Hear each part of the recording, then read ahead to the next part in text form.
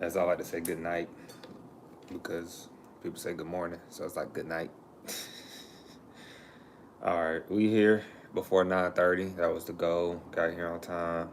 Took a nap. Had to power up. Most definitely had to power up. Hopefully, I can hear me as I set up. That rhymes a little bit. How have you all been? I didn't see you all Friday. I didn't see you all, of course, on the weekend. I didn't see you Monday. Usually, we don't stream on Mondays. Yes, we are live streaming.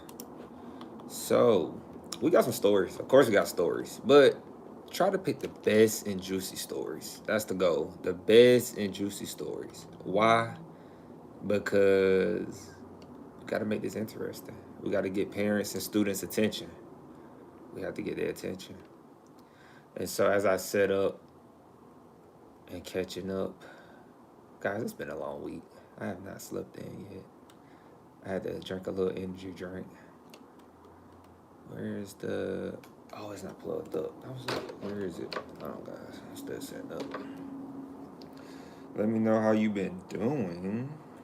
I'll do this. Let me drive in. One day I will memorize the disclaimer. One day, right? I did not feel like wearing the glasses. I wear them all day. So, yes. Area 56. All right. Video tools. Perfect. And then I'll go here.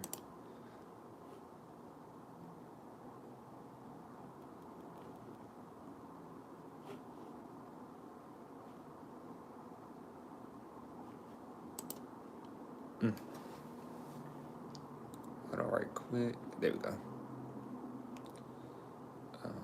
Yes.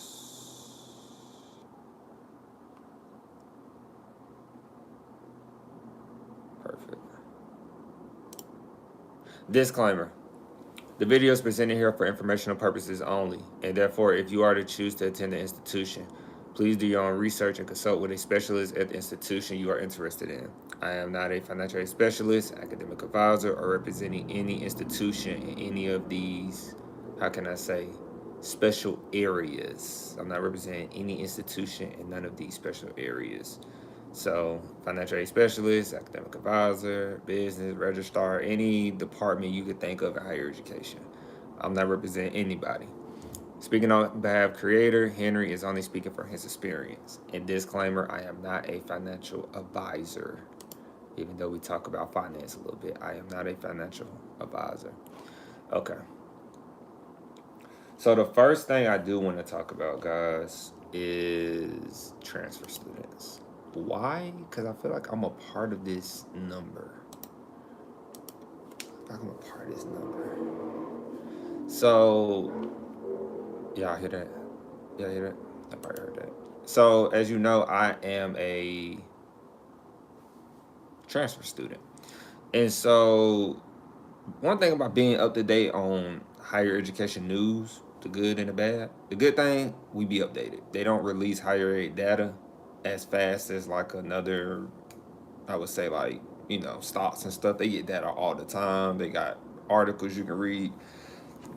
People are not really dropping data like left and right or dropping information because they feel like information like this does not impact students, when in fact information in higher ed impacts students right away, especially when you have an administration like we have now who exercises their executive orders left and right. And then you have to go by those executive orders. At least the people, once the trickle effect happens, people are going by. So this was released September 4th, 2025. I have not read it, of course, because where would I have the time? When would I have the time with school to read it? So we're going to read it together, as you know. And then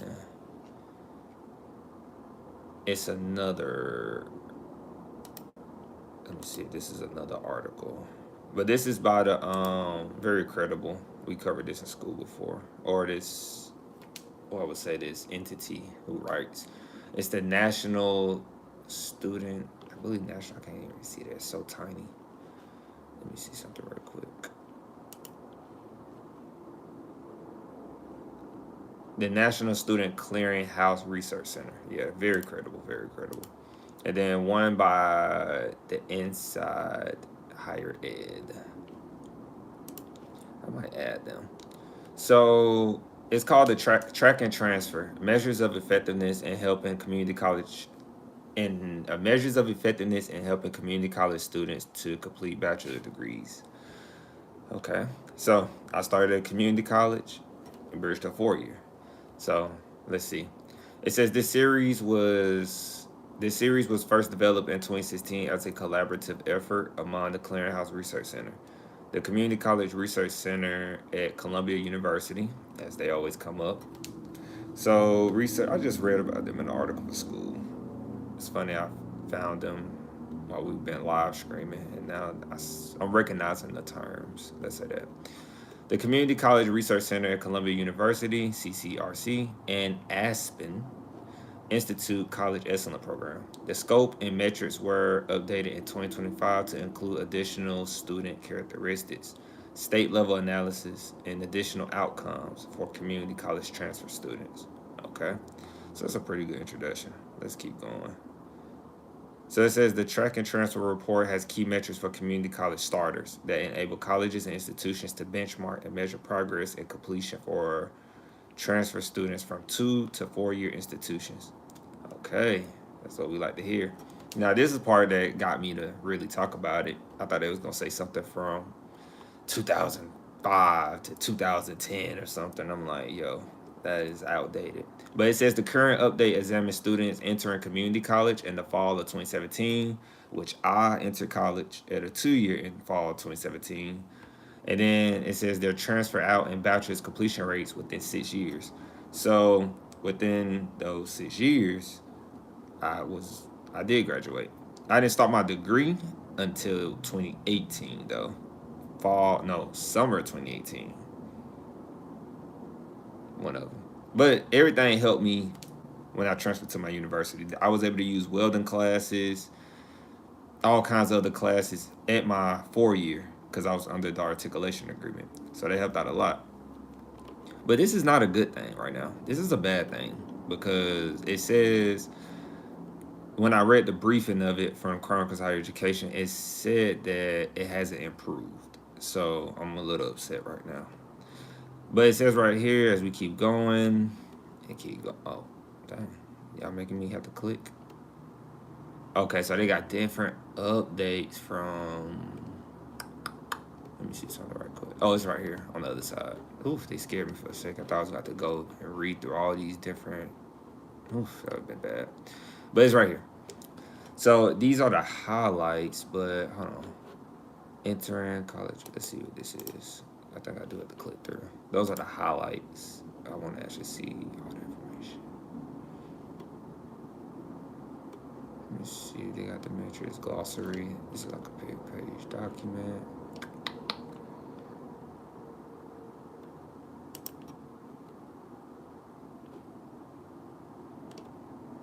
First time. Yeah. Yeah, got some data. I wish I could see this right now. Damn, I wish I could see this right now. So they getting into demographics. Then they're showing that first time ever in college students. First time ever in college students. Okay. How many students transfer from a community college to a 4-year institution? Now the year on this is, they're showing me 31, pretty much 32%. But where's the years, guys? Where's the years? That's my problem with y'all sometimes. Years, show the years.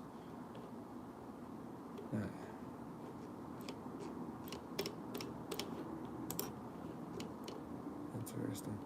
We can use the highlights down. So it says fewer than a third of first time ever in college students who began at a community college in fall 2017 transferred to a 4-year institution within 6 years. 30, if I rounded 32%, but 31.6% of those who did transfer, slightly less than half completed a bachelor's degree. slightly less than half completed a bachelor's degree. 49.7%, pretty much 50%. These rates are consistent with the previous intern cohort after several years of small increases. So they're saying they had small increases over the past several years. But students who entered community college in fall 2017 with prior dual enrollment had higher transfer out.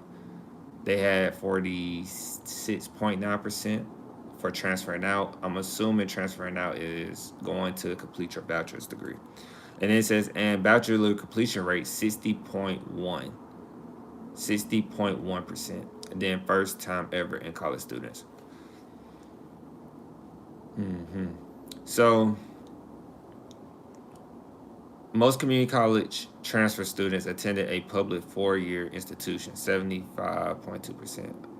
That's interesting. Why would they say most community college transfer students attended a public? Oh, because you could do private. Brain fart.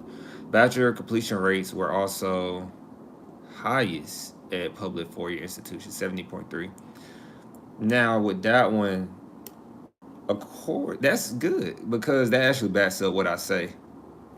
Because when I say people, when students transfer from a 2-year college and then they go to a public school, you save a lot more money. But you need to stay off campus and not get a meal plan. Because when you get the meal plan, and as we know, you get the meal plan and the room and board and some other stuff, but those main two, you already can say that's an extra 2,000 or more added on to your tuition. And then if you are a financial aid student, right, you got to think financial aid is not charging you, not financial aid, but when they ring you up for tuition, they're adding your room and board, they're adding your meal plan into your tuition. So when you get that tuition bill, your financial aid is paying for that. For my financial aid students out there. Now, if you're paying out of pocket, you are making it a lot harder on yourself, right? Because you're trying to get that same price you had at your 2-year college, but it's hard to get that same price at your 2-year college when you're adding on the meal plans and the room and board. This backs it up because it says 70.3% of students who went to their 4-year was at a public institution, including me. I went to a public institution, and I went to a rural area, if I said it right, rural area. And so, which is like the country, or it's like a lot of land area, like Valdosta, Georgia, for example, is very like rural, like very affordable, very like gas is good. Gosh, gas was good. Gas prices, everything was in a close distance. Traffic was flawless. Versus going to a bigger area, right, like a big city area, gas is higher, traffic is terrible, so on and so on, right? And which was, as I said, that was one of the reasons why I didn't go to the Atlanta area in undergraduate, because I didn't want to deal with that at all. Plus your boy funds. I didn't want to pay extra money on things being in a bigger city. I don't think it's very, unless you got a good supporting family, I don't think it's very smart for any student to go to a big city and try to go to school.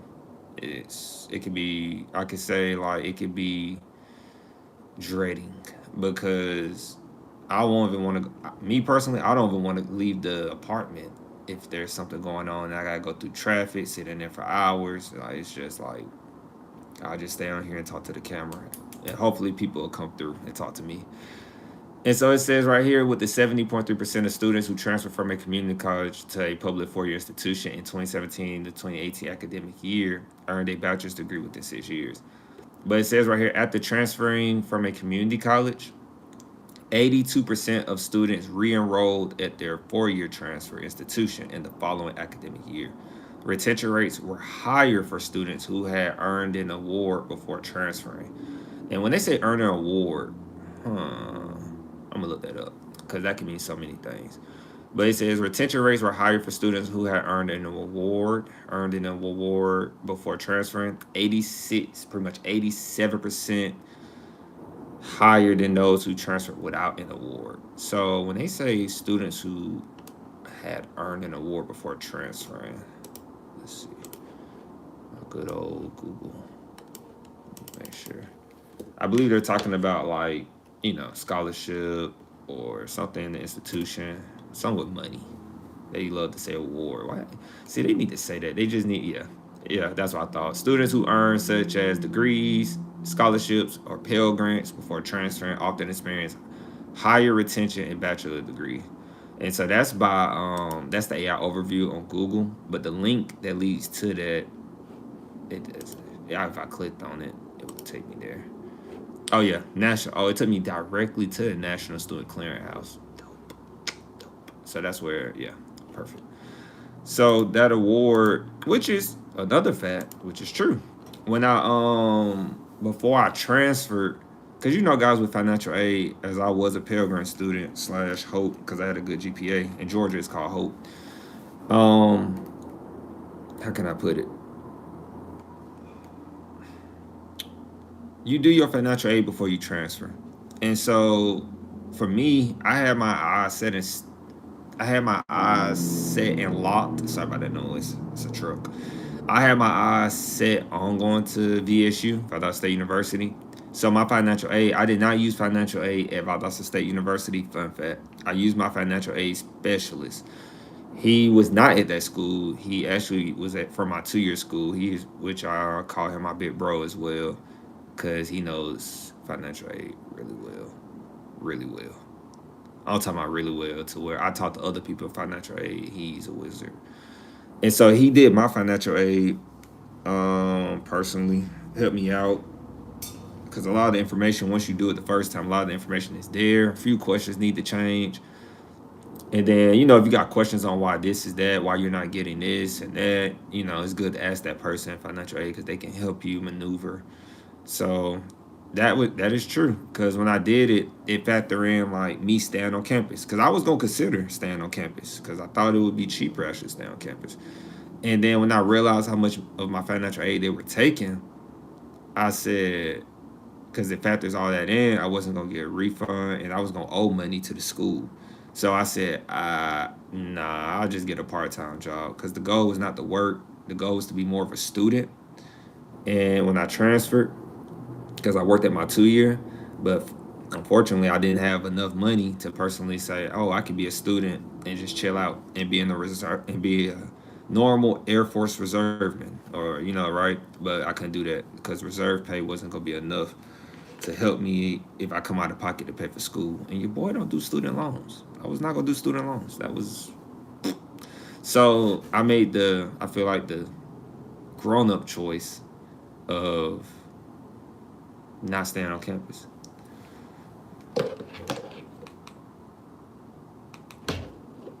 So,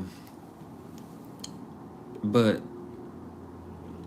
going back to the data, because we love data. Data is so helpful. But right here it says, per Chronicle Education, just remember I said 31.6%, 32% of students who enrolled in community college for the first time in the fall of 2017 transferred to a 4-year institution within 6 years, a report found. But it says only half of those who transferred went on to earn a bachelor's degree. That's the problem I have. When you have only half of those who transferred went on to earn a bachelor's degree, it messes up the value of why you should go to a community college. Why you should, okay, guys, y'all know I talk about education, at least higher education. I can't speak for K through 12, but higher education being very important. If you are a community college student, 2-year college, technical college, community college student, you started at a 2-year pretty much, and you got your associate's degree, you have to keep going. You have to learn these ins and outs. You don't have to be a wizard, but you have to learn these ins and outs, because we live in a time, or it's always been like this, but we live in a time or a world, what you don't know, you could end up paying a lot more money for. And that's the same in higher education. They have schools are doing more agreements. Schools are doing more partnerships. I feel like it's a lot more than when I started, personally, because schools need students to go to school. Yeah, we can do a thesis, right, or a theory that schools, like I said before, like we speculate that schools are making, like universities are, their prices rising because eventually one day when the prices rise, it's only going to be, one of my peers said, yeah, prices in college are going to get to the point where universities are only going to have wealthy kids going to the school. Not a fact, but that's just where it seems like it's getting to. So then it's going to have the people who can't afford to go to college. You're going to be forced to go work jobs that are part of the bureaucracy, if I say that right, bureaucracy system, where you're going to work jobs that everyone can do, which makes you expendable. So, been doing a little reading. So then, once you do a job that everyone can do and you're not unique, that's why we go to college. Like everybody can't work in, like how your boy work in higher education. Everybody can't work in higher education. What's one of the requirements? You need a degree. You need an associate's degree. You need a bachelor's degree. You need a master's, or you need a PhD. So guess what? We filter out everyone who don't have a degree. Not everybody can do this, which means they're always going to need people. But if we only getting so many people going to college, I'm always going to have a job over the next person who doesn't have a degree. Transfer to your university. Pick your university wisely. Don't get caught up in names. It's okay if you do get caught up in names. But like I say before, a school doesn't make you. You make the school. That's just how I feel. And I'm wearing a university right now. This is San Diego State. San Diego State University. Um, because at the end of the day, education is important. Now, where you get it, you get it. But what you pay, I kind of do care about what you pay. Like I said before, it cost me from 2 year to 4 year because I was at my university for a year and a half. It cost me overall like probably like under 20,000 or right at $20,000 for all these degrees behind me right now. And if you factor in my masters, probably bump me up to about 30 grand, if that. And I use some aid, not aid, but I use some support, like some, how can you put it? When you, I use some assistance. I use the military and graduate school. And my last job at GT, we have this, one of the perks of working in the USG system, University System of Georgia, you get your tuition paid for in full cash. So you don't have to pay a dime if you work there for a certain period of time. But other states have their different perks, and I'm saying that like it's really important that you look into. I would tell people to look into government jobs. Government jobs can really help pay for school. Companies can help pay for school. It's so many ways to do it where you don't have to pay for college. Like now you want to be bossed up, as I say, use your own money and pay for school. You know, that's different. But like I said, you might have aspirations of building wealth while you're in college.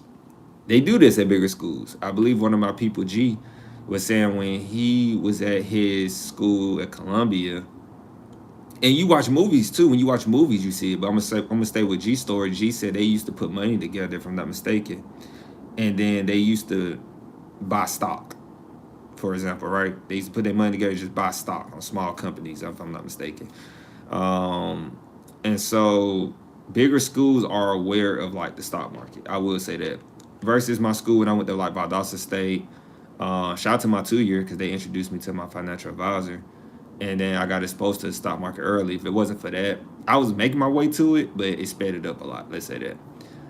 And so if you watch movies, like I love watching movies. Like guys, I'm telling you, like I'm really considering like using movies as a breakdown, like that mentioned college, like taking those clips of college, because like I was watching a movie called, I love this movie, not my favorite, but I love watching it. It's called Dumb Money.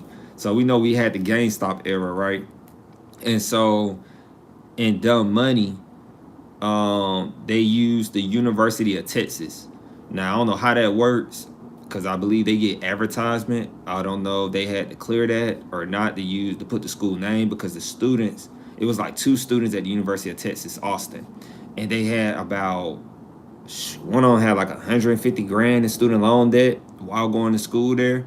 I think the other one had like 200 and something in student loan debt. So they were all trying to get what, like, it showed that the University of Texas, Austin students were like big. They were really into this GameStop. Y'all remember GameStop taking off in the stock market, right? They call it a meme stock. They were so into that, trying to make money while they were in college. And so it's not no secret what I did, investing in the stock market while being in college.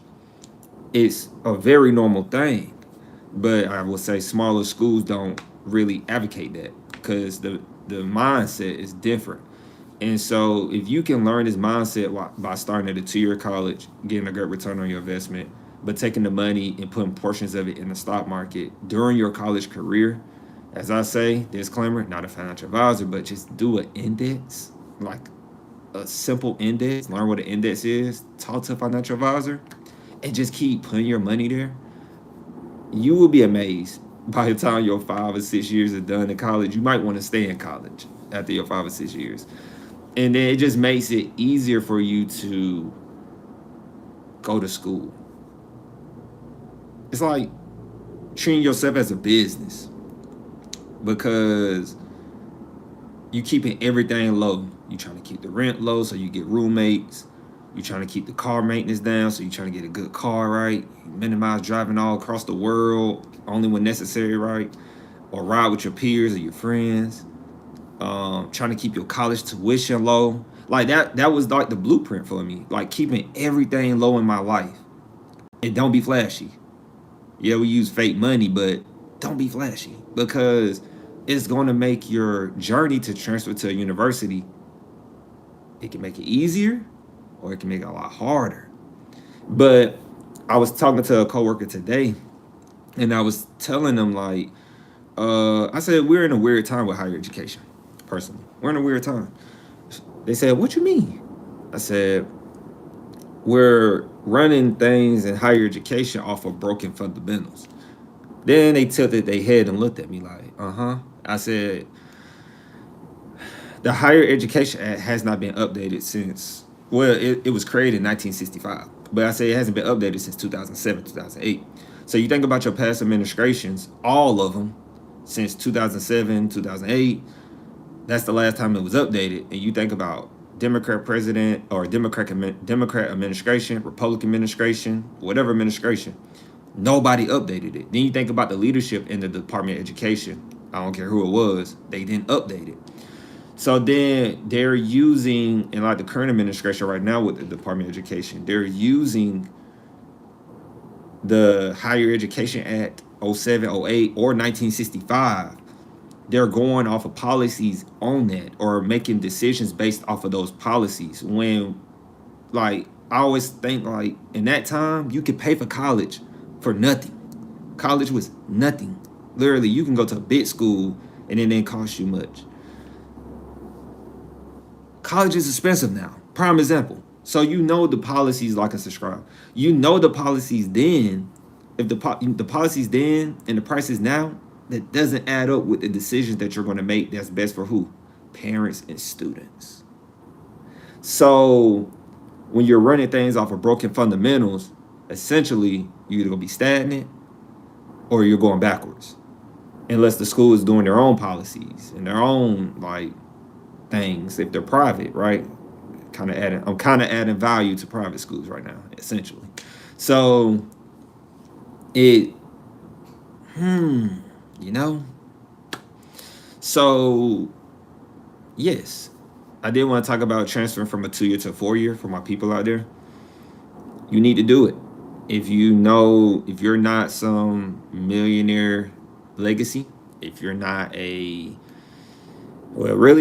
you are middle and low income, you should be going to a 2-year, unless you're on a full scholarship. If you are a $1 million legacy student,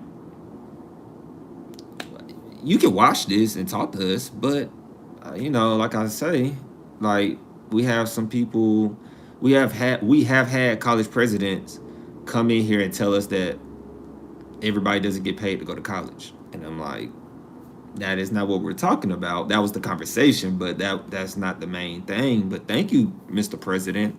If you really go through our videos and go look for it, you will find it pretty good. You will find it pretty fast. But and what's up, G? What's up, G? I seen you. I seen you. And so it's just interesting to us when you do bring change, that people get real, they skin crawl a little bit. It bothers them when you bring change and realization to the picture, and it lets you know like where you work. That's why I bumped heads with a lot of places I work, FYI, because I have a very good confidence and feeling that things can change if you just change it. Yeah, it's gonna be like we gotta change it, do things new, but just change it. Like, yeah, it's not the same as you liked it the past 5 or 10 years, but just change it. Like, it's a quick change. Like, don't now. I remember a time they didn't tell, like, from my time when I first started college, staff members, faculty, mostly staff, they didn't try to teach students about the higher education terminology or why they should know this and that. At least from my perspective, it was more like they won't understand that. Now they're trying to get them to understand like this, that, because they feel like that can help with enrollment. Oh, or like now you see schools mentioning financial literacy to students because what if you teach them financial literacy, that can help them pay for school, essentially. Invest wisely on where to go to school. But the kicker is, I don't think they're gonna do it. They should be offering this to high school students because you expect the student to learn financial literacy in the summer, like within the summer before enrolling at their university. You need to at least get them like junior year of high school, have them thinking, circulating like what is an investment. I remember going to a school one time and a kid told me they didn't know what debt was. They didn't know what debt was, which is understandable when you're in high school. They didn't know what debt was. They don't know what an asset is or liability, which is normal, but they should know that. That's like a common, like, you should at least. But I didn't know that in high school. I'm not even going to say I didn't know that. I didn't know that. But debt, they should be learning at least what debt is and what debt isn't. And some schools do have it. We know some schools do have it, but majority schools don't have it. So if you are a K-12 professional, you do catch this video and you do have an opportunity to teach kids financial literacy or bring somebody in, mention financial literacy to them. You don't have to mention it to them every day of the week. Once a month will be good enough because kids nowadays, they going to research. They going to Google something. If they really want it, they going to Google it. I'll give them that. I will give them that. Like and subscribe. I will give them that. The generation today, they will go look it up. And so next, we want to talk about universities and shared governance. I said right? Yeah, governance. Not government, but governance. So, let me get some water, y'all.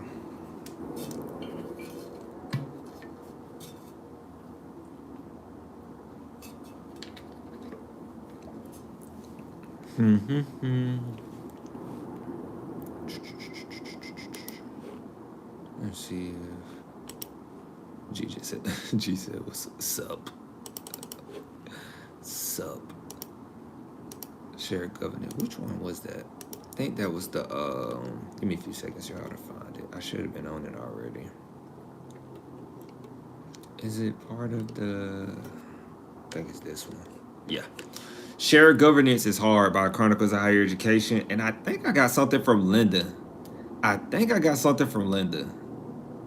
Linda McMahon, guys, if you don't know what I'm talking about. You're on roll, not then. Oh, yeah, I appreciate that. Yeah. And so I think we got something from Linda, though. Linda been talking. I know she been doing like this tour. Linda McMahon, she been doing a tour. Y'all know me. I'm gonna talk about Linda. Y'all know me. I'm gonna talk about Linda. I'm gonna talk about Linda where she might have to message me. She'll be like, Mr. Felton, I hear that you be talking about me on your live streams. Yeah, I talk about you, but it ain't bad. We talk about WWE. It's bad and good sometimes. You know, it's just real. But, you know, we talk about WWE, how y'all, you know, doing great things over there. Y'all are screaming now. I was just talking to a coworker about wrestling. And so I was like, Yeah, because I'll be honest, guys. Like at one point, I don't know if it's still like this, but my community where I grew up, we used to watch wrestling faithfully, faithfully. Monday Night Raw. I don't know why Monday Night Raw was so much better than all the other ones to me in that time.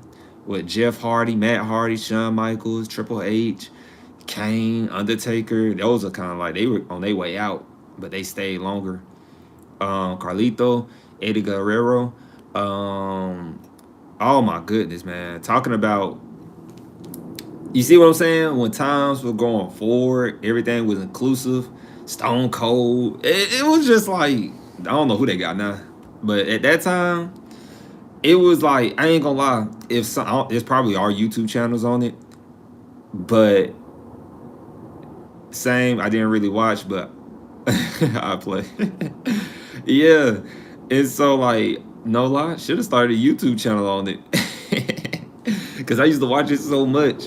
And I think it would have been like, I don't know if y'all watch RDC World. And so it would have been like my RDC World version of like making wrestling cool. Cause I remember like every time everybody was getting ready to go to middle school, like when we was in elementary, it was cool. But when we was getting ready to go to middle school, everybody tried to stop. People tried to act like they wasn't watching it no more because they didn't want to be embarrassed when the older kids, if they found out you watching wrestling, when they probably was watching wrestling, because wrestling was just that thing. Who don't want to see somebody jumping off a ladder, really jumping off a ladder? I don't think they read that. Like they used to, man. I don't know how they did that. That was so dangerous. I think that was real though, right? Now if they had some stuff in there where I probably didn't realize it, where they protected themselves, they did a real good job because I didn't see that. So shared governance is hard by Chronicle Higher Education. It says across much of the country, and particularly in red states, shared governance is they use withering. Withering, withering, withering. I seen it, and I was like, "What is withering? What does that? What is that? Or does that?" Withering. So intended to make someone feel mortified and humiliated. So mocking, stinging, searing. They got another definition: scorching, dry, shriveled, dismissive, humiliating. We used to RKO all the time. Randy Orton. Man, Randy Orton days right there. And so, hold on, which one I was on? I'm gonna stay in this range right here with it. I almost lost it again. So they say it's withering, but pretty much that shared governance is, it's not smooth right now in higher education. It's not. So it says the administrative paradigm shifts and attacks from lawmakers. One reason is unavoidably messy, especially when faculty roles and finances intersect. So, shared governance for my people out there who don't know. I Googled it just to make sure it was the right one, and it is. So shared governance is pretty much when everybody gets their input. It's literally what it sounds like. Shared governance. Everybody having an input, consideration. As I like to say, just democracy, common democracy. And then, oh, okay, I did. Okay. I seen you said something, G. I was going to that real quick. And so, are they sharing the governance? As I say, I don't think governance, let me be real. I don't think there's no shared governance going on, in at least at universities. I can't speak for 2 years. 2 years seem like they got it going on. 2 years, like, look, we chilling. They been getting hit, but they been chilling. Universities ain't no shared governance. Let me tell you why. A particular school in Georgia, I won't say their name in this instance, but a particular school in Georgia, they're in Atlanta. I'll be looking at it. They're in Atlanta. A particular school in Georgia, in Atlanta, their pay is terrible. Anybody in higher education knows who this school is. When I say terrible, G, it's terrible. And so there's no shared governance in that, because the people who work there, because I got people who work there, and I know people who just, people talk. And it's part of being a little semi-journalism. People talk. And so they complain about the pay, but the pay hasn't changed. But yeah, a lot of authority still lies with admin and the board for sure. And so it says right here that employees at the University of Oregon are bracing for a layoff. This is part of the shared governance. It says this week has the flagship institution works to resolve a $25.7 million structural deficiency, pretty much. Oh, but deficient. Remember us talking about Oregon? We did a review on the University of Oregon. Remember that? And we said their prices were too high a little bit. Like I said, if you go there to play sports, great. I say it's the home of Phil Nike. Do I got Nike on right now? I have no Nike on right now. Some days I have all Nike on. Some days I have no Nike on. But they, yeah, Oregon has a 25.7, pretty much $26 million structural deficient. Faculty members accuse administrators of making critical decisions about the future of the university without their input. While the administrators, like you just said, G, while the administrators insist they have taken faculty feedback into account. No, they haven't. I just said universities have this problem. And you want to know what's funny? Chronicle Higher Education points out universities more than any other thing. They want to talk about public. I'm Nike'd out. They don't talk about the 2 years as much, which one day somebody will be a writer and start a 2-year business where they focus on 2 years. All I gotta say, you better hope it ain't me. That's all I better say. Cause I would knock you out of the competition very quickly when the time comes. So you better get a head start on me and start you up a VC, venture capital fund, whatever, get you some venture capital, because that's the only way you're gonna beat me. If you can. Consistent. So as we keep going, it says university administrators realized in May that a structural deficient was likely after student enrollment. Remember, I always talk about this, guys, that student enrollment is down at universities tremendously. G said already started. After student enrollment deposits showed fewer out-of-state students will enroll than planned. Other factors contributing to the budget gap include rising costs for compensation and health and retirement plans. Ooh, as well as, what is this word? Wow, I never heard of this. Gee, I'm gonna put this in the chat real quick. I said the group chat. I'm gonna put this in the chat real quick. Have you heard of this, G? I'm about to Google it, but I'm gonna see if you heard of this before. I see state funding, but that first word is throwing it off, which means it can mean a lot of other things. Let me see. I'm about to see what this is. I don't know. I've never seen this before.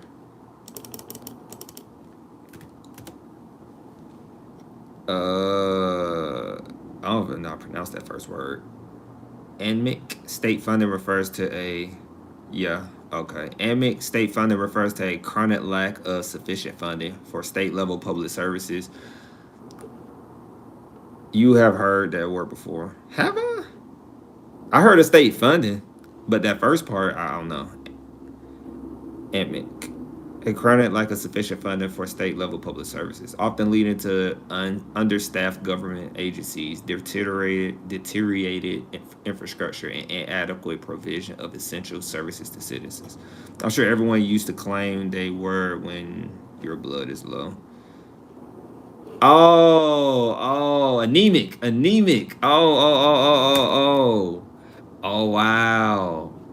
Oh, wow. That was a great example, G. See, that's why we got people like G. G is so smart. Oh, wow. Wow. Okay. So that is crazy. I never seen nobody put that in wording in in higher education. I never seen that being used. That's crazy. That's a cool way to use it, though. I never seen it spelled out, though. I always said it, but never, obviously, because I said it, anemic, but I never. So, okay, they said other factors contributing to the budget gap include rising costs for compensation and health and retirement plans, as well as anemic state funding. So let me tell you something. Public public universities didn't plan at all. This is so many factors that I was like, how did you? Okay, look. It says first it talked about the after the student enrollment deposit showed fewer out of state students would enroll than planned. Anemia is actually the condition, right? So it showed like guys,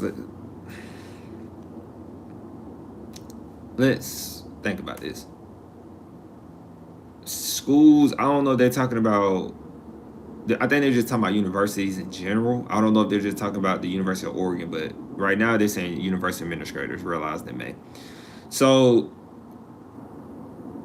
the student enrollment for out-of-state students showed there are going to be fewer out-of-state students, because if you get out-of-state students, guys, remember I said your tuition and everything is double. Your fees is just your tuition. Your tuition is like double to triple. And when your tuition is double to triple, I guess schools like that because they get more bang on the buck. And then it says right here with the budget gap include rising costs for compensation.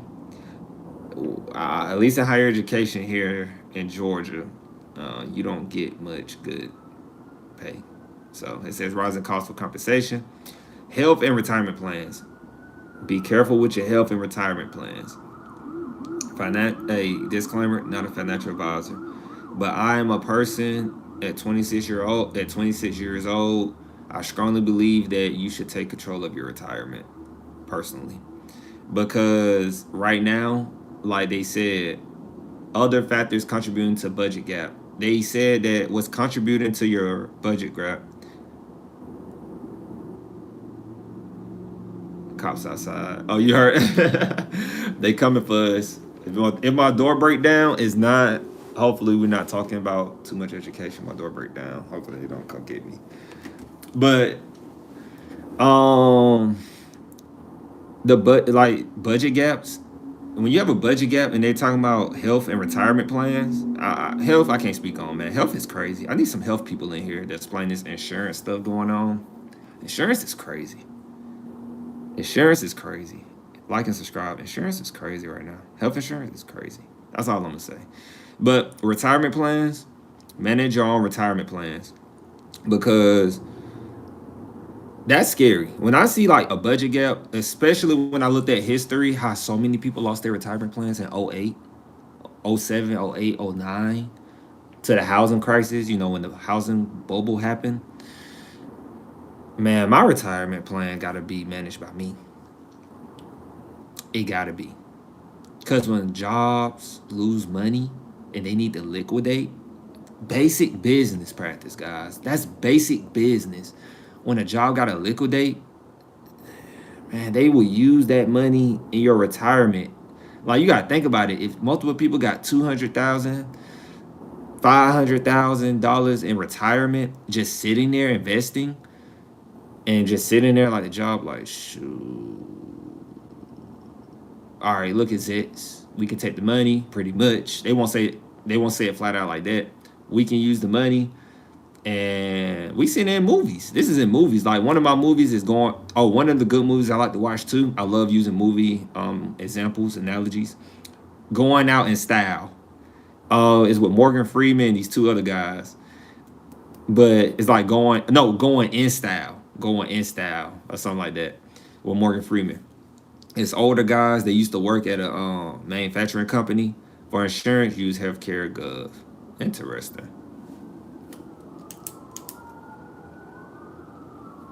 I heard that. Let's see what that. You said healthcare gov.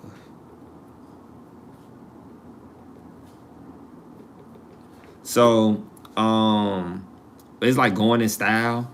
And so they worked at a manufacturing company. They were working. They planned on retirement. They planned on, living a good life, good dream, right? And then, like and subscribe, man. Like and subscribe. And then they took what is that they called it? They took their retirement. They took them dudes' retirements, man. And so then they said, well, we're gonna rob a bank and get our money back. They said they're gonna rob the bank that took their money, essentially. And the guy who's teaching them said, hey, rule number one is a bank robber, never rob your own bank. He said, this personal. We robbing this bank. And so it's a real good movie though. But it's you can learn from movies because everything that happens in the movie happened in real life or it's going to happen in the future down the line. And then yeah, it's kind of scary. Protect yourself. And we in higher education, guys. Nothing is safe completely. So in June, they said the Board of Trustees directed administrators to put a plan in place by September to close the deficit. President Carl Schools and Provost Christopher P. Long quickly scheduled a town hall to inform the community about the university's financial situation before the summer break. So they must still be talking about the University of Oregon. Those town hall meetings are very important. I feel like if you are in higher education, you're not going to be sitting here covering stories because I'm kind of a nerd. I just read this stuff. Do I go strictly in depth when needed? But I like to just speculate some topics and get us going. But in town hall meetings, like big schools or usually, like I said, it's a lot of politics. So normally when them town hall meetings coming, they're talking about immediate changes. So take advantage of those. If you are a student, try to listen to those. I can understand as an undergraduate college student that you might not care because you're having fun in college, which is completely understandable.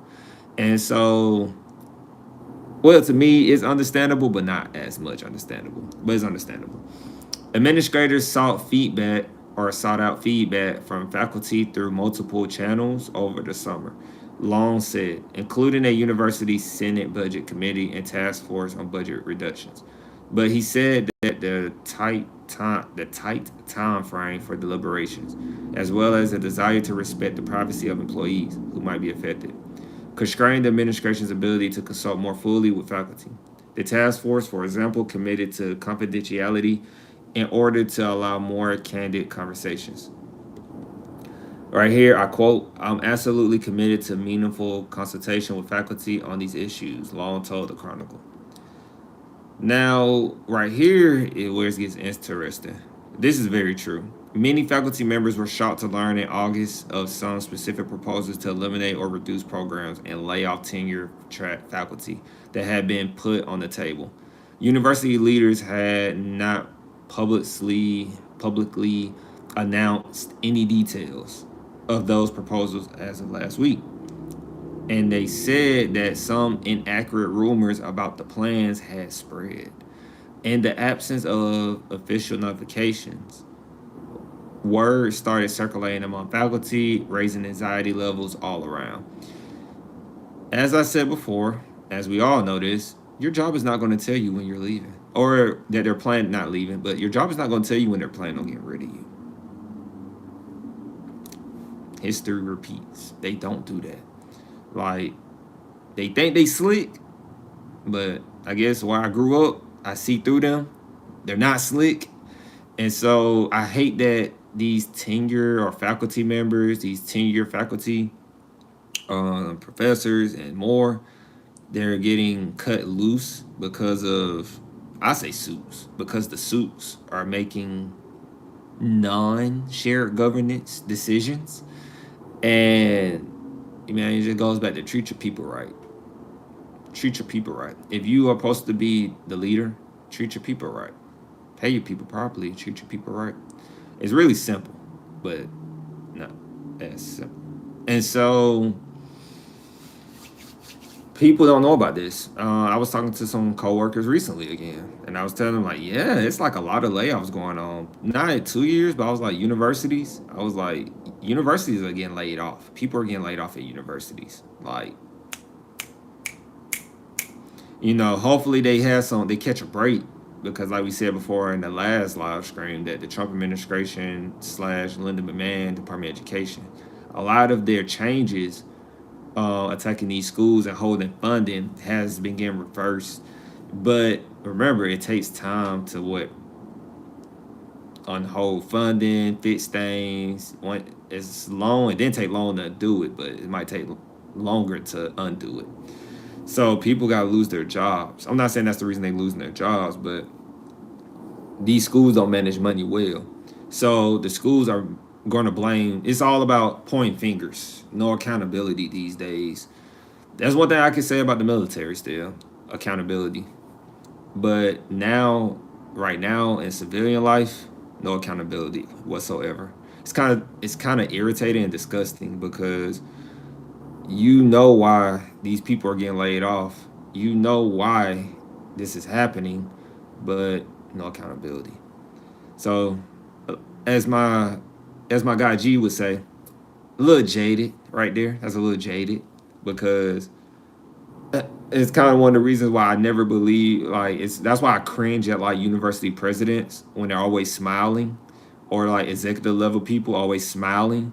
I would respect executive level or president who's like not always smiling and being real with the students and the staff. What are you smiling for? Because you get paid a lot of money? Is that why you smiling, university president? That's why you're smiling? I get it. They pay you millions of dollars to take pictures and so-called beg for money. I get it. I get it. But all that smiling and small talk, like it's like people haven't caught on to it yet. Hopefully they keep watching us and they'll realize like your university president is just I feel like a pawn. And so and it has to be that way sometimes. So hopefully they start putting good boards in place, but that could be a little jaded too because boards, like the board who helps pick the president and higher than the board is that, like we say, that system of Georgia, that system of Florida, that system of Texas or whatever, you know, over them. And so, it's a structural thing. You gotta deal with it. And then G said, you got to force them to be real. That's what I used to do. Hmm. Talking about being transparent. That's interesting. G said, you got to force them to be real. Hmm.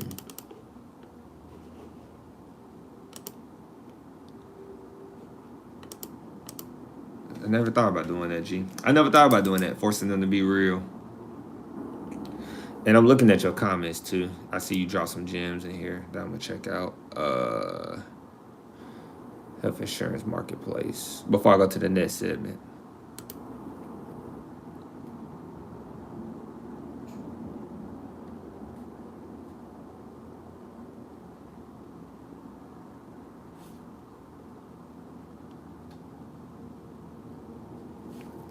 Always taking notes. And so the last one we're gonna talk about is now this one was a little confusing for me. I'm not even gonna sit here and sugarcoat it. I don't know what's going on with this, and normally when I don't know what's going on, normally they don't know what's going on. So states in the South, our southern states, as I like to say, southern. People be like southern, they're like southern, not southern. However, up north people say it, southern down here. So southern states, we talked about it a little bit before accreditation, and so accreditation has been a good little talk in higher education right now, but it's been about the South states, or states in the South. What are those states in the South? Let me go to it. It consists of the South states consist of Florida, Georgia. Hold on, wait. That's not it. Wait. Where is it? Is it those? Oh yeah. Wait, wait a minute. Now they got me wondering. Let's see. I think this ain't the right one. Yeah, there you go. I was gonna say, wait a minute. I was not part of the South. Like, what? Hold up. Yeah, I was not part of the South. They're trying to trick me. But they got them in here though for some reason. But plans for a new commission. They were saying like states in the South, 6 southern states. So you got, as we talked about before, you got Florida, North Carolina, Texas, Tennessee, Georgia, South Carolina. So these southern states are trying to go under a new accreditation. Well, not accreditation, a new creditor. Let me say that, a new creditor. for higher education. I don't know what this entails. This is very like zigzag. Bing, bing, bing, bing, bing. It's very. So hopefully we can get to the bottom line of it. Y'all probably hear that car too, which is good audio. Bad ain't good. And y'all can hear me pretty good. So it says right here, going from the beginning, who commissioned the Commission for Public Higher Education? Who commissioned the Commission for Public Higher Education? That's like a rhyme, a bar, a scheme. It says accreditation is a high stakes game because colleges must be approved by a federally recognized accreditor to collect federal financial aid.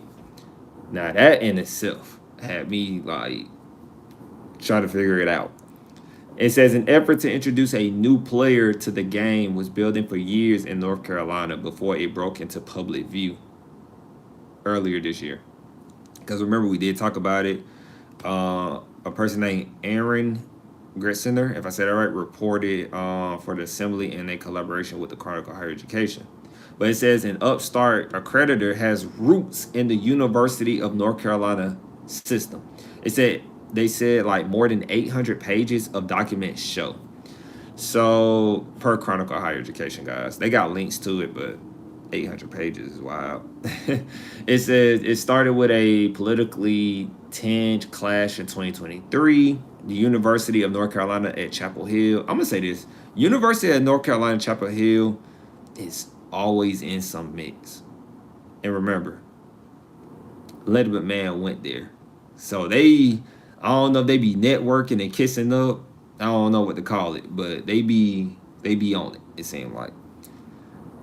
So, University of North Carolina at Chapel Hill, existing accreditor questioned whether the flagship sought adequate faculty input when trustees started a school of civic life and leadership. The state responded with a new law requiring public colleges to change accreditors. There we go. The state responded with a new law requiring public colleges to change accreditors every decade. So every decade, schools are supposed to change their accreditor. How does that look? That's what we're trying to figure out. It says it also ordered a study of accreditation alternatives. Now, while I'm trying to figure this out, because I don't know, I'm kind of interested in learning the accreditation system, like accreditor system, like what this entails, what this changes, who this affects. I feel like this is really important because anything with accreditor, like if I think on the surface level, accreditation, of course, like your school being accredited, if, how can I put it? Like schools having different accreditors can mess up your transfer of credits if that's the accreditation they're talking about or the accreditor they're talking about. Just having a different accreditor, it can be the same classes. The school can be right across the bridge it's all politics. Yes, G. It's all politics. Exactly. It's all politics. But the politics can affect the students so badly that I don't want students coming at us, not us, but like, coming at higher education professionals at institutions, because the students get mad. Students don't want to hear none of this. Like, I don't care about the politics. I don't care about da da da da da da. Why my credits won't transfer? This is da da da. I'm like, look, I said da da da, like ESPN, da da da. I don't know, but try to figure it out. It's very weird, very weird. And so in July, did we say that? Okay, in July 2024, the UNC system convened talks, joining with the American Enterprise Institute (AEI), a conservative think tank, to put together discussions with representatives from Florida, Georgia, Iowa, South Carolina, Tennessee, and Virginia. Now, I remember we covered that some live streams ago, and then it kind of went bleak, like didn't hear much about it really after that, which means they're probably working on the back end of it when you don't hear about it. It says months later, UNC recommended a new accreditor. It says, quote, I quote, formed by state university systems. So they said UNC, I believe University of North Carolina, when I say UNC, They said they recommended a new accreditor, quote, formed by state university systems. And it says, finally, right here on this bullet point, finally, this past May, the UNC systems president publicly, I don't like you said publicly, UNC systems president publicly discussed creating an accreditor, discussed creating one.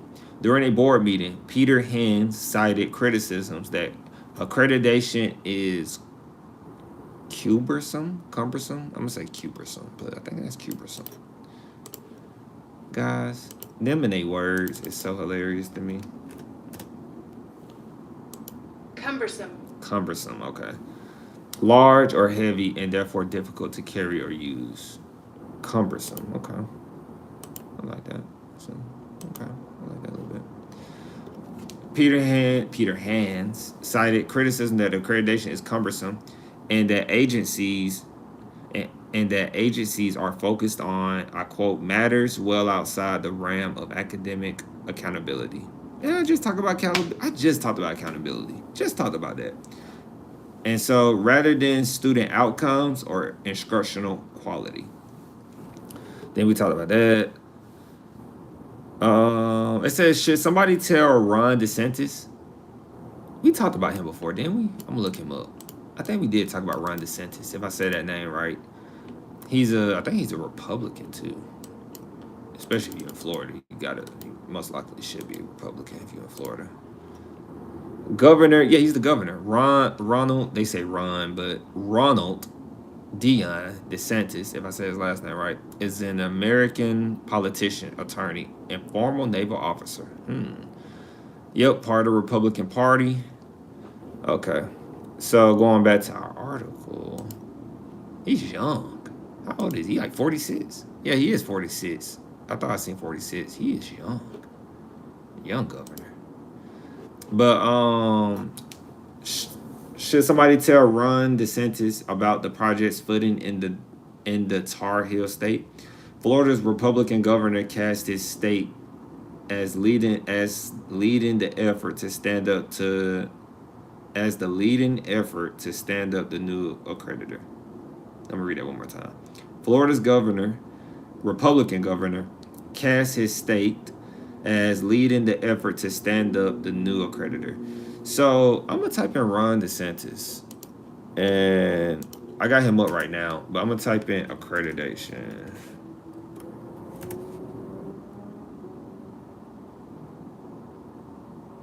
Unveiling of a new accreditor. I went to the article. I found it. Going down a rabbit hole, G. Going down a rabbit hole.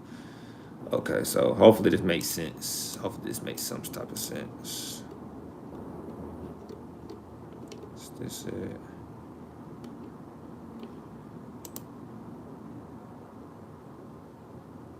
He tried to get journalists to register to write articles about the government. Let me see what G said. G said he tried to get journalists to register to write articles about the government, him and his friends in the Capitol in Florida.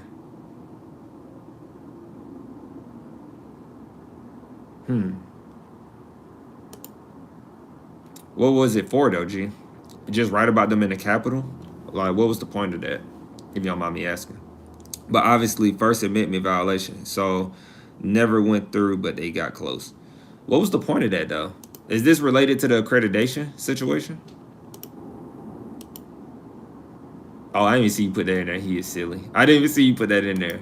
But what was the point of that, though? Why you do that? Because I'm actually trying to find the Chronicle. Put this right here so I can go back and forth. And so it says the governor, Ron DeSantis, announced first of its kind alternative. I can say alternative. Maybe because I'm pronouncing the syllables. But an alternative university accreditor. So June 26, 2025, a consortium of 6 states established a commission for public higher education. So G said right here, before I get into that, I was waiting on that response. G said, if you wanted to write about anything government, you had to register so that you couldn't go anonymous. Huh.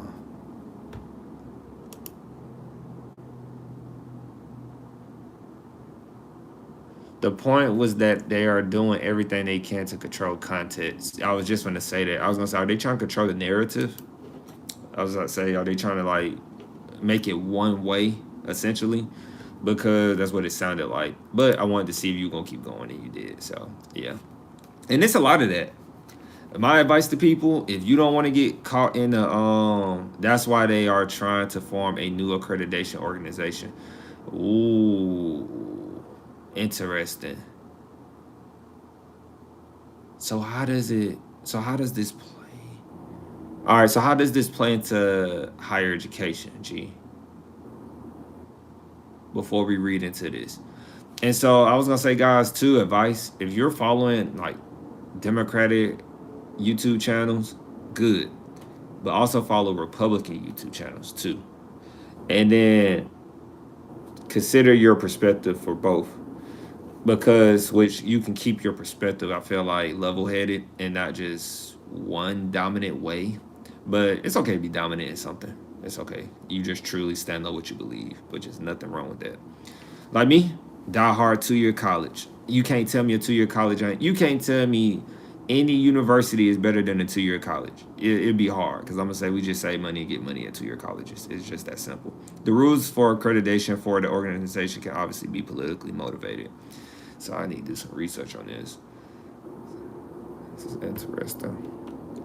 And so right here, like I said, June 26, 2025, Governor Ron DeSantis announces first of its kind alternative university accreditor. Today, Governor, reading the introduction as I always do, guys. Today, Governor DeSantis celebrated the unveiling of a new accreditor, the Commission for Public Higher Education, that will offer an alternative to the out-of-touch accreditation system. The Commission for Public Higher Education is comprised of a quartersome, I believe it's quartersome. All right, quick.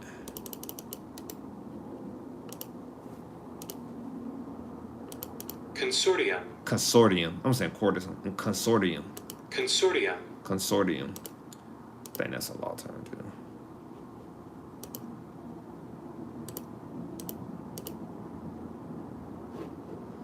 And the rule that forces you to change forces. And the rule you to change forces.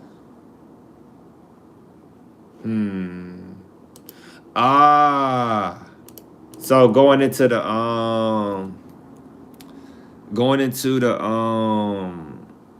so if schools have to follow the accreditation or the accreditor new policy, it forces them to like change programs in school of what instructors can teach, right?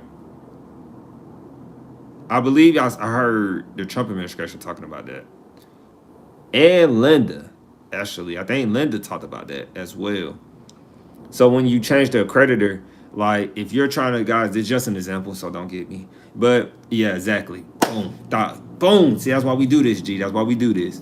Thank you. So like, guys, G is saying like if they change the accreditor, if you want to learn, like I know like some schools teach about critical race theory, DEI, things of that nature, right? Gender classes, anything you could think of that's like, as I would like to say, forward thinking.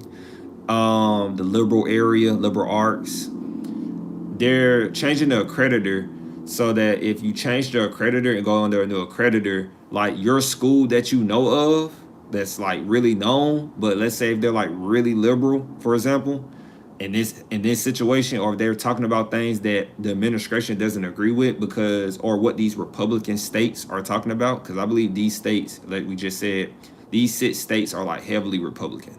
And so you have to factor that in. And so when they change the accreditor, if you want to learn about critical race theory, let's just say a college, AYZ, or AYZ, I'm gonna say ABC College teaches critical race theory, but that college will not be counted as accreditation. How does that affect you? Theoretically, how does that affect you? If you went to that school ABC and they had that, they're teaching that, they said we don't care about the accreditor. When you try to go transfer to another school, or when you try to apply to graduate school, for example, your bachelor's degree won't be counted for as credible. How does that hurt you? You won't be able to apply to a graduate program because your degree will not be counted as accredited because of that program, because of that critical race theory. For example, because that's been an ongoing fight since this whole election started. It's really important if they actually follow through with this. Woo, all I'm gonna say is this: I'm glad I went to college, and I'm glad I got my education when I got it. You might want to appreciate education a little more at this point. If this is happening as I'm theoretically putting the pieces together, woo, that's crazy. And G said something else before we keep going. G said exactly the rule of accreditation from the accreditation organization can change from a number of things. Well, I think that's why there is a 10-year change rule so that something like that doesn't happen. Yeah, because it does say every decade. It did say every decade. And I have been in college for almost a decade. So you see the game finna change again. So, yeah. So y'all gonna be a little right. A lot of you all gonna be a little right. Some of us out here are left. Some of y'all gonna be a little right. And it's gonna be good times though. We still gonna have find common ground because I'm gonna bring us together. That's the goal, man. I just want all of us to get along, man. Talk about things, how we can make things better, you know? All this division, it makes me hungry for unity. All this division. Imagine if you had a sandwich or a business called Unity and they serve food. Wouldn't that make you feel better? Wouldn't it make you feel satisfied? Unity. It feels better. G said it's silly, it's very silly, and they only make things harder for low income folks. Push back a little bit. You know me, G. I'm gonna be honest. One of the people I watch on YouTube and the smaller schools, which I suppose you don't take too much issue with, LOL. I'll say this with low income students. Low income students, people in low income or low income students, we talked about this before, G. They don't really care. It's sad. It's bad and sad to say. They don't really care. People in low income just care about money. Because like we said before, that survival mindset, right? In my workings of talking to low income students, but also being from there, as I said before, like my little cousin, family members that are there and stuff, that are still in low income, it's all about that moolah, that money. It was like that when we was there, when we was coming out of there, right, G? It was definitely like that with my peers. It's still about that with some of them, who are there. That, of course, I don't talk to them no more, but who are still there. It's about money because they just feel like they just need money. I like being there around things. Man, I could do a whole live stream on that. But it's about money, man. Then once they get the money, then they start getting to the education. That's why I like to use rappers, for example. When rappers make it, they they make the music. The music could be positive, the music could be bad. Nowadays it's mostly bad. At first for kids, especially kids getting their ears on that, it's bad. But as the rapper gets older, as the good rappers I like to use in hip hop, as they get older, they realize their music wasn't a good idea. Then they realize, oh, I've been reading. I've been getting more intelligent. Then they start talking about, man, that ain't the way to go. That ain't the way to live. And so they just, that's the thing with low income. And so low income just gonna be affected regardless, in my perspective. Low income is affected with everything. We're affected, man. We're gonna be affected if you change the sky, if you change the clouds in the sky to dark green or something, or pink. We affected, for some reason. So G said, low income students simply have less access to education know-how, especially higher ed know-how. And I agree, they do think that way, but that's an environmental thing. True. Quit money when you have no money is still money. You sound like you rapping right now, G. Quit money. Quick money when you have no money is still money, and most people are impatient anyway. Money or no money, lol. As a wise person once said, I don't know if you know who said this. If you heard of it, somebody said this. Slow money beats no money. I don't know. It depends on who you listen to who said that. If you can figure out who said that, G, yeah. Slow money beats no money. And then G said, low self-esteem and lack of is why they are affected. That is very much true. Low self-esteem. Low self-esteem. It's not that you can't do it. I just need you to be confident in yourself. Exactly. I have heard that before. So I just need you to be confident in yourself. Well, I guess, but everyone wants quick money. Everybody wants. That's why nobody watches this channel, G. That's why nobody watches this live stream, because they want quick money. That's why nobody watches this personally, at least yet, because everybody wants the quick money. Everybody wants quick money. Everybody wants quick money, and they're messing up your money. They, Republican or Democrat, they're messing up your money through politics.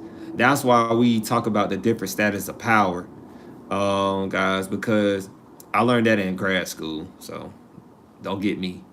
Grad school educated me on that.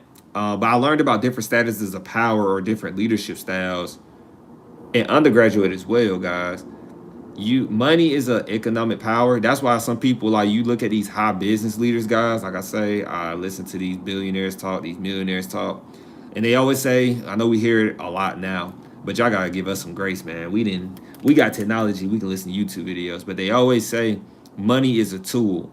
And then the prime example I give that is very controversial is, like, look at Donald Trump. Donald Trump was a billionaire first. He had the economic power. He had no political power. So then he said, I want the political power. He has two infinity stones right now. He has the economics, he has the political, and then he has the charisma, whether people don't like it or not. He can convey people in a great way. Like, he can convince. That's what I meant. That's an infinity stone.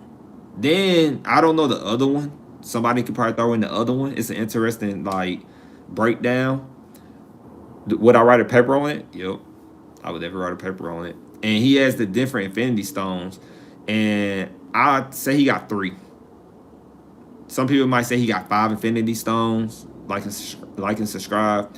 But guys, when you start realizing that, like, the different statuses of power, man, it's like, you just be like, man, that's a lot of power for one person. Then you look at the billionaires. Then you say, dang, they got different statuses too, because they're entering the political world too. And then if they can get you over, like, with the, like, a lot of people are still not buying, like, nah, they're bad, but if they can win you over with their charisma,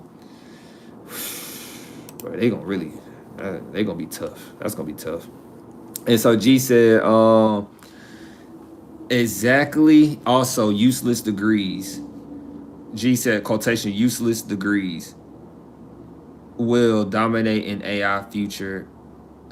Exactly. Also, useless degrees will dominate in AI future is a video I believe you would enjoy. Oh, it's a video. Okay. And then G said his charisma is what got him elected. Exactly.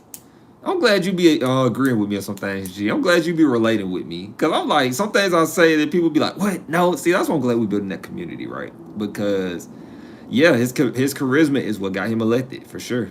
And then G said, watch the videos about farmers begging for handouts after voting twice for D. Trump, who bankrupted them twice. Interesting. Who is that video by? The useless degrees will dominate AI future. Who is that by, G? So, well, it should tell me, but...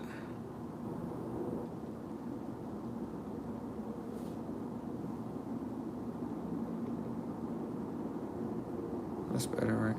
Yeah. Give me a few seconds, guys. I gotta write this down because it doesn't let me copy and paste for some reason.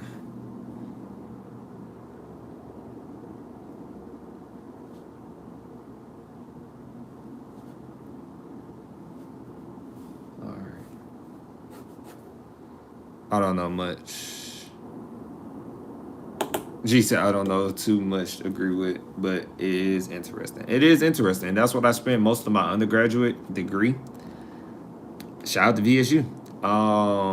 And at my 2-year college, we talked about dark leaders and light leaders, but we spent a lot of time breaking down personalities and human behavior. So that's why I said the future, guys, is gonna be very much needed with liberal arts, which could make me think why they're cutting out a lot of liberal art degrees. Because if you have that liberal arts skill, that's gonna create a lot of demand. I don't think it's smart for schools to cut out that liberal art. But we talked about the accreditor, guys. We done with that. We broke it down. G helped us figure it out. That makes completely sense. And then reading and putting things together, we figured it out. It makes good sense. It makes good sense.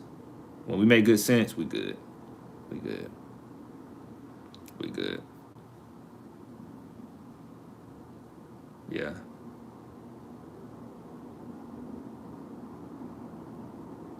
Yeah.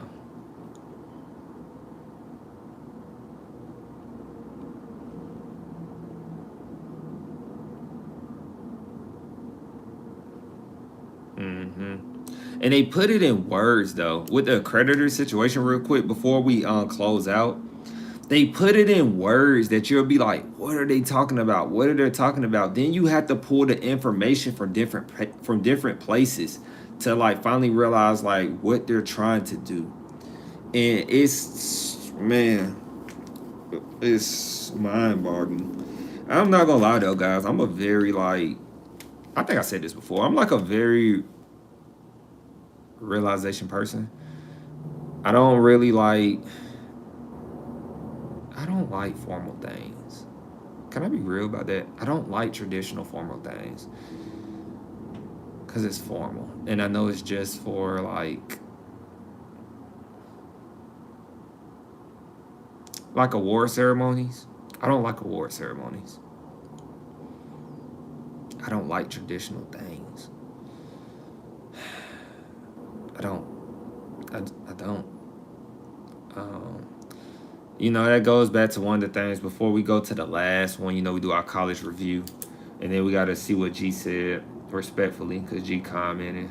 G helps keeps this going. Shout out to G, man. That's why we show G so much respect. Until the days when it's gonna be a lot of people in here, then G gonna be like, man, I remember days with just me and you in here. I'm like, yeah. G was with us from the beginning when it was just me and G. But G, let me see where you started at with this real quick. And then I'll get into the traditional thing. I wrote that down real quick. Why I don't like traditional. And actually, guys, we are right on pace. It's 127. I think we'll finish at like 145. Why?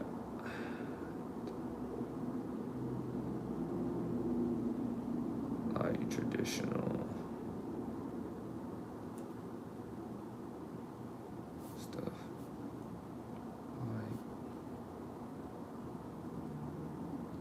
And I just started growing. That just started growing on me though. Like it wasn't always like that with traditional stuff. It wasn't always like that. It started growing. But G said, let's start with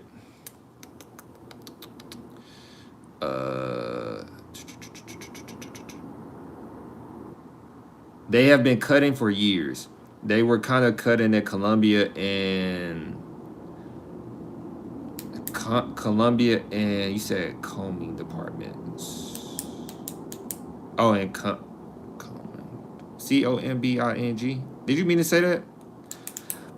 But it all boils down to money, right? At the end of the day, into some sort of fashion, money.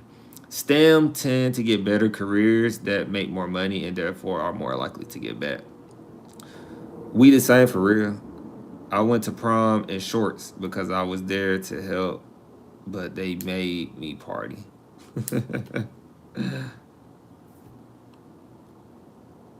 G said, but they made me party. I don't like awards either. I didn't show up when it was my time to get up there to receive one. I don't like dressing up either, LOL. Funerals, weddings, miss me with that, LOL. Combining departments. Okay, when they were combining departments. Yeah, G, so you get it. Yeah, The awards though, the awards we could definitely go on. Awards, yeah, yeah, yeah, like weddings and stuff. Yeah, traditional. Very. Don't get me wrong. Very beautiful things. Very like you celebrate them. It's tradition, right? Funny enough, I actually got most likely to be remembered. LOL.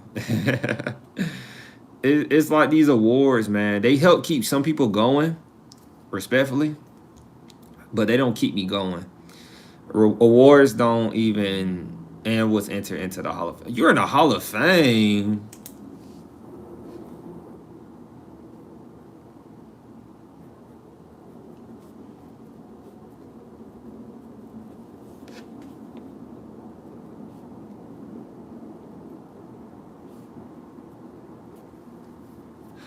And so the principal found me in the lounge and did an impromptu award ceremony. LOL. That's funny. That is funny. And so yeah, like awards, graduation though. Yeah, traditional things like that, man. And so I don't know what you're talking about. And so award ceremonies, graduation. Graduation, yeah, like I said, guys, y'all probably think I forgot. Y'all think I'm gonna do it. I'm not walking for graduate school. And most people say that's normal. Most people don't walk for graduate school. It's really common not to. Should I have walked in undergraduate? That was more marketing, trying to do that, trying to get that out. And we still could do the same thing, but I don't have to walk across the stage to do marketing. Um, I don't have to walk across the stage for graduate school to get my point across about celebrating my graduation. I could do that here with you all or with G, whoever here. I could do that with G, unboxing the graduation, wearing the hood. I could do all that right here. And that's what really matters because, man, the personally, I just know deep down when I ain't gonna lie, when I graduated high school and then when I graduated high school and then I was riding the Metro bus, when you can't call on nobody for a ride, well, yeah, when I couldn't call on nobody for a ride, I couldn't call on nobody for like simple things when I was riding the bus. It wasn't the fact I was riding the bus because I rode the Metro bus or city bus is what we call it, the city bus. I rode the city bus in middle school, which is very normal, right? Kids in New York ride the train all the time and stuff. So I rode the bus in the city in middle school because I was going to a school, like you want to go to a different school, you don't want to go to that school, that type of situation. And so, it builds character and responsibility. And so when I did that, just backtracking, when I had to do it again in college at my 2 year, now don't get me wrong, I was saving money. And shout out to the 2 year college because they gave me like bus fare money. But it made me realize a lot of people don't care. It started there. Like a lot of people don't care. And people don't know that. That's the time we live in right now. And I think people, did you feel lonely? Yeah, because I was gonna say you feel that nobody cares. So that's what made me kind of start reading books for comfort, you know. And so people don't think about like how can I put it, G? That's where I feel like the social media makes people depressed because people think people care. Social media will have you thinking people care and people don't care. If you don't put your birthday on social media, which I think everybody should not put their birthday on social media because if you don't put it on there, nobody's going to tell you like happy birthday, for example. And so and so that's a prime example because I don't put my birthday on social media. I put the wrong birthday, which is funny. I put the wrong birthday on everything because when people know your birthday, then I'm getting fake birthdays. And so I get the same genuine birthdays from my mom, my dad, my sister, my brother, my girlfriend, my brothers, and many more, like the ones who know my birthday. I'm not telling you, G. I'm not telling you my birthday. You might slip up one day, though. I won't. As much as we be on this live screen, it might slip up. I'm not gonna say you ain't gonna find out, but you'll find out probably. And G said that sucks. I also set up for award ceremonies and stuff like that. Yeah, mail me my degree. I still help set up though. And then G said that sucks. Did you feel lonely? Were you lonely? I feel for real from experience. Celebrating your own achievements alone. Why not? Tell me. All right. I'll make a how they say I'll make a deal with you, G. You tell me who you are, I'll tell you my birthday. That's a fair exchange right there. That's a fair deal. That's a fair leverage deal right there. That's a deal right there. G probably like, I can't do it. G like, I can't do it. I like my solitude. I like my solitude. G said I like my solitude. I feel it. Yeah, I do too. Not a fair exchange, LOL. A state of being alone. Yeah. What month is it? Nah, I can't give you the month. I feel like you'll find out if I give you the month. Can't tell you. Stay long enough on the live screen. Stay long enough on the live screen. I know the year, obviously. Maybe, as you would tell me, maybe you, CG, being around you, maybe you do. Maybe you don't. I see. Maybe you do, maybe you don't. And then while we get our school for a college review, how would I find out what the month? I don't know. It's 2025. People find out everything. Use your journalism skills. You got good journalism skills. Use your journalism skills. It's very possible. Very possible. Very possible. And then, but that's how I feel about it though. My girl gets on to me about it though. Before we do our college review, she gets on to me about it. She's like, you should celebrate. You should celebrate things. Da da da. It's achievement. Da da da. I'm just like, G. Just like, because I know people like you, G, who enjoy their solitude too. Like I know them personally. Doing really well, and so I just know like today is it's weird times today because everything is on the internet, and it's like you see so many people like UG or meet people like UG or the people I know who are really doing big things, but you're not on social media. So then, which helps us or people like me because I can tell if it's real or not. One of the perks of going to college and where I grew up in my environment, which that's why I genuinely appreciate you, G, because just your words and terminology, I can know if you're on social media a lot.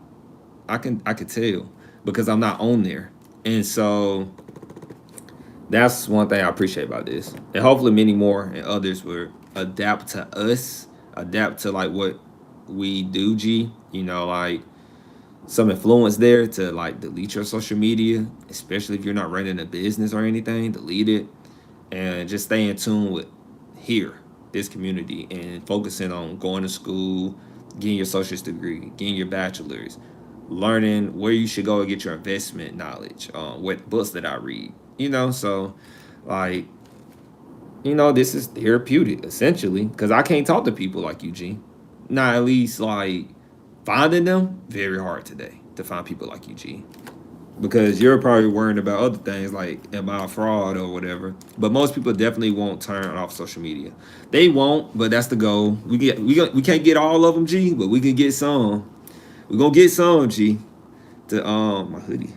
We're gonna get some of them. At least tone it out for the time being with us. I understand social media, I just don't use it. It's good. That's good.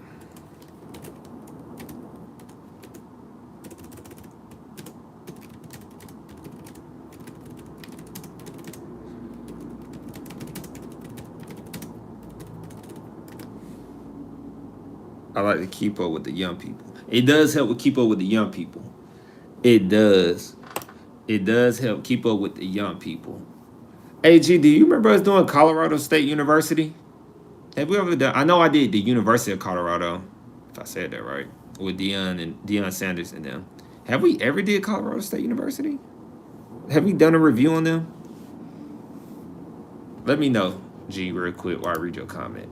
I don't think so. G said, I like to keep up with young people. I know the popular stuff and some of the. There you go, that word. Scary. Yeah. Yeah, you did that one, but not the other.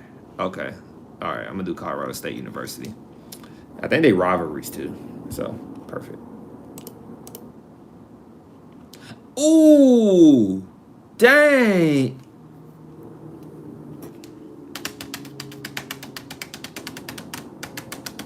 Dang, dang, dang. Dang, dang, dang. Dang, dang, dang. Dang it, dang it, dang it, dang it, dang it, dang it, dang it, dang it, dang it, dang. Dang, dang. Dang. I just had a I'm gonna change it. I'm gonna change it. No, not the school, but I just had a yeah, it was so the thing I forgot to do, man. So it's pertaining to videos, G. So I had said I wrote it down. That's what made it come back to me.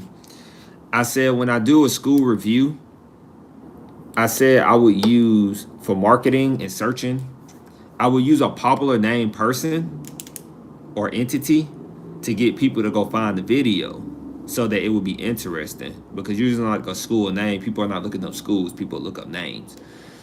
The good and the bad about it, of course, you can attract the wrong type of viewers, but at the same time, it's going to get the video pushed out more and clickable.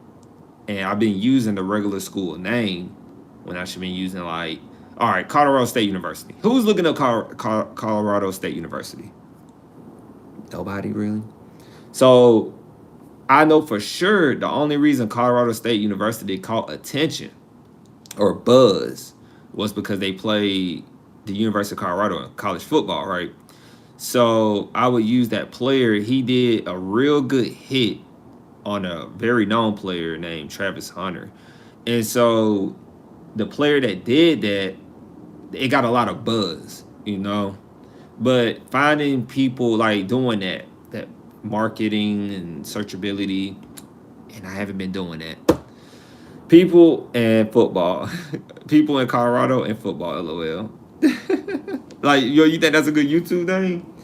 That would be, man. Colorado not been known for football, man. Like that state is not football. Come on, man. Come on, man. Football, really? Colorado is known for mountains. They known for mountains. Football, it's too nice out there to play football. Jeez, I feel you. Yeah, I had that brain fart, man. And so I'm gonna go back and change some of them and see what's gonna happen. I'm learning though, yeah. I am learning for sure. And so I hate that I just thought about that. So don't beat yourself up like you just did, LOL. I'll be beating myself up, G. I'll be beating myself up. I'll be hard on myself, as you could tell. I'll be hard on myself. I'll be hard on myself. Change names of videos.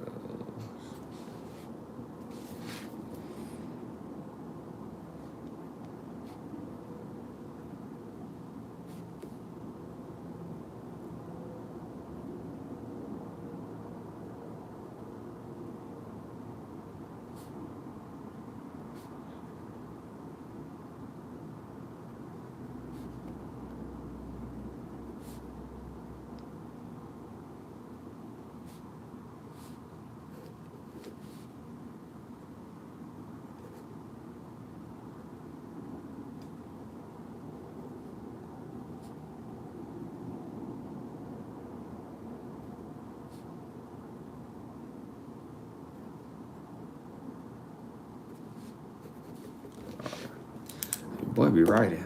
All right, so Colorado State University at Fort Collins, 25,000. They have about 25,000 students, almost 25,200 students. Don't know why they just don't round it.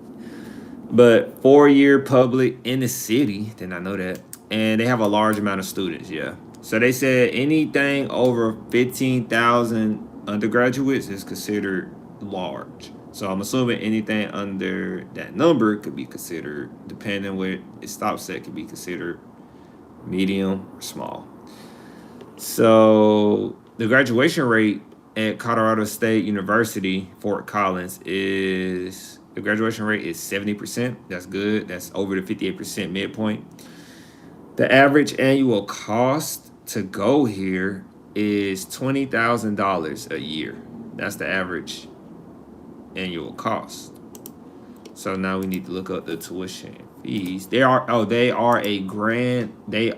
land grant university as well, which means they probably have majors in agriculture and horticulture and things of that nature.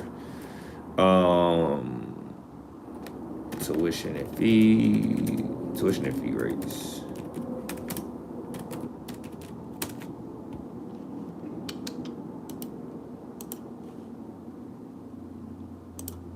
Y'all probably see me gazing at things because when I have glasses on, y'all can't see me gaze. I mean,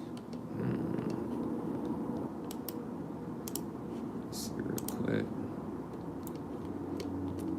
I like these colors though. Fun fact: my high school colors were not 25. My high school colors were green and gold.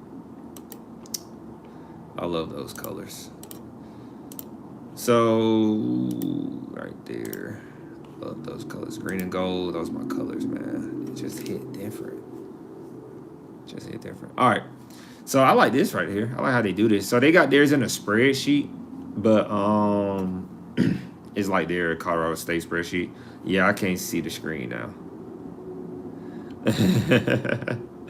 So yeah, that's coming soon, G. You will be able to see the screen though, coming very soon. Green and gold is a nice combo, ain't it? It's nice, man. I'll probably wear my Letterman jacket one of the live streams that I got from high school. And I need to make one for my university. And I thought about doing a jean jacket with my graduate school on there. I want to get that customized. I'm actually thinking about that. And so Colorado State University. So they charge right here the so the tuition per credit hour is $615.11. So if you take 12 credit hours, you're looking at your tuition alone being $68.81 and 94 cents. So you have to do that for 2 semesters, of course. Where's my calculator?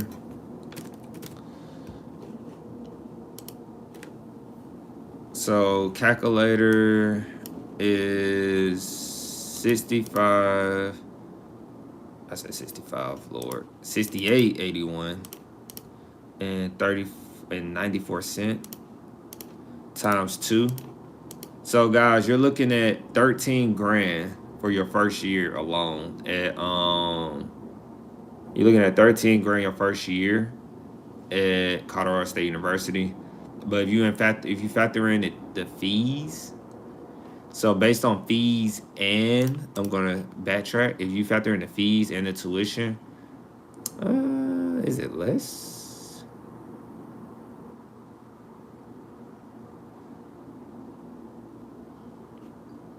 I guess they did it. I don't know what they did, but they didn't factor in the fees together. They did it very weird. Because if you go to left or right, it's less. But the base tuition, I'm going to just do base tuition. Because they be trying to confuse people. That's what I don't like. 68, 81, 94. Times 2 again. I said 93, I think. No, 94. Yeah, 14 grand pretty much. So if you do 14 grand for what, 4 years? Remember, most people graduate in 5 or 6 years, but times 4. You're looking at 55 grand to go to Colorado State University. That's with tuition alone. That does not include your if you stayed on campus. If you stayed on campus, that's probably like on estimate, you looking at close to 100 grand probably. Because that's like an additional like, you know me guys, I just do an extra 2,000, extra 2,000 estimate. It's probably gonna be over 2,000, but an extra 2,000 estimate of meal plan and the estimate of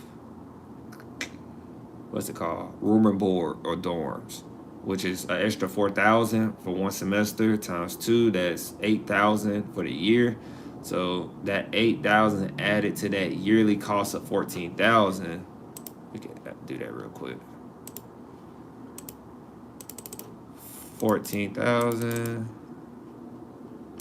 plus 8. Oops. I was gonna do what I thought. I'm doing it in my head. That's 22,000. 22,000 times, like I said, 4. So you're looking at 88,000 or more, for sure, or for more, if you stay on campus at Colorado State University. You're looking at 88,000 or more. Now, I don't know what Colorado State is known for. Colorado State University. I know its cost of living out there is crazy a little bit. So I guess that's why their prices are jacked up like that, I guess. But it doesn't justify why it should be like that. So what I'm going to say for the average annual cost, I would say it's below the average annual cost that they have on the College Scorecard. Because if you stay off campus, your yearly price would be about 14,000. That's still a lot of money, not factoring in the room and board and meal plans. They say, though, when you go to Colorado State University, you can make a salary within 10 years of being removed from the institution as a financial aid student, but being removed from the institution. You can make about $61,000. It's pretty good. It's pretty good. The graduation and retention rates, graduation rate, like I said before, is 70%. Students who return after their first year is 85%. That's pretty good. That's a B. Financial aid and debt. The average student comes out with 20 grand in debt. Students receiving federal loans. 33% of their students receive federal loans.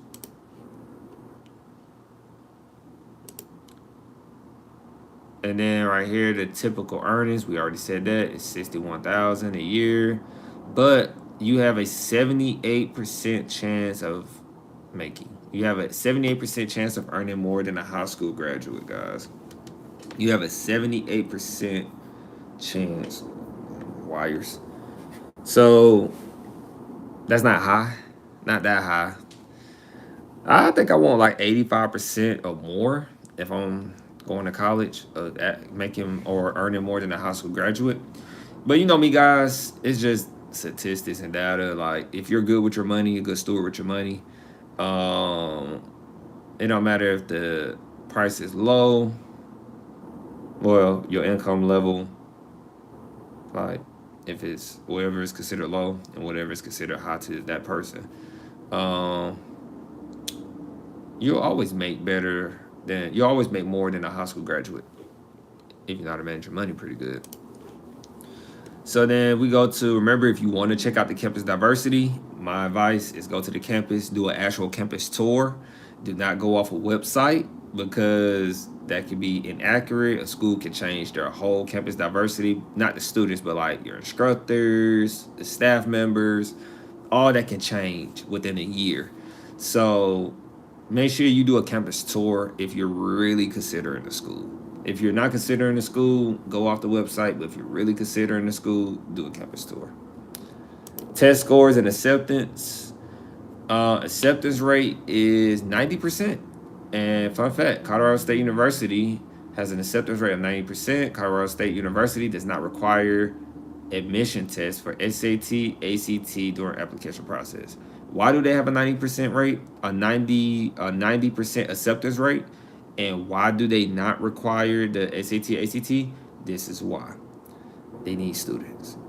because I think we know what the review gonna be for this is that they have very high prices, and I don't think this school is very known. Like it's known, but not like to where I'm going there and I'm bragging on it. I went to here, and so and the prices are really just like I'm not paying. If I'm going to pay 14 grand a year to go to your school in base tuition, like in tuition alone, I could go somewhere else and get a better deal on my education. So they got to deal with that, right? So I'm gonna rate them based on the return. Well, first and foremost, if I was transferred from a 2-year to a 4-year, if I was transferred from a 2-year to a 4-year, I would not go here. First and foremost, because I'm not paying 6 grand for a semester. That's over my purchasing power. So that's the first thing. That automatically puts you like at a C. Then, do I feel comfortable with the return on investment? Typical student is going to stay on campus. Typical student is going to pay the tuition or borrow the money. So, are you known for anything really at Colorado State? Colorado State University, are y'all known? Are y'all really like, you know? So I would say Colorado State University is an F. Besides them having that moment at when they had that football game, that's the only time I heard of them or really cared to care about them. Now they can come redeem themselves once we put this on here, but their school is just not really, you know what I'm saying? It's not really. Oh, my slang came out a little bit. It's not really worth the price. It's not really worth the headache in my life. It's not worth the delay in my life. So, first F and then wow, right? Yeah. It's funny though, because I did a real in-depth video with CU, where Deion Sanders is at. I did a real good in-depth video on that one. That's before I started doing this. I gave them a C. But if I had to go back, would they be a C? We'll find out, because these schools have to be updated. That's what's going to keep this going yearly. It's going to be updated. So, yeah, but they are F. They are F. Unless you know something I don't know about them, G, they are F. They are a F. For sure.